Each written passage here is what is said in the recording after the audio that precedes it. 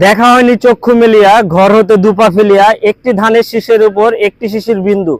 আসলে আমাদের বাড়ির আশেপাশে চারপাশে অনেক সুন্দর সুন্দর জায়গা থাকে, যেটা আসলে আমরা দেখি না।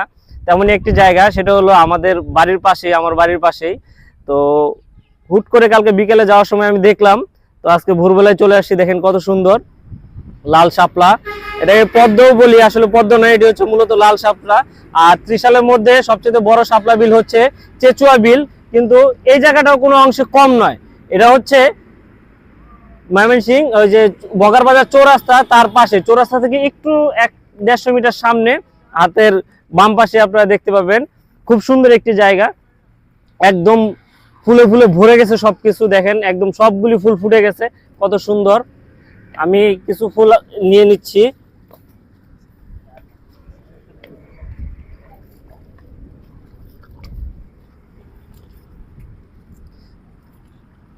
কি সুন্দর, যদিও গ্রান নাই কিন্তু খুব সুন্দর দেখতে।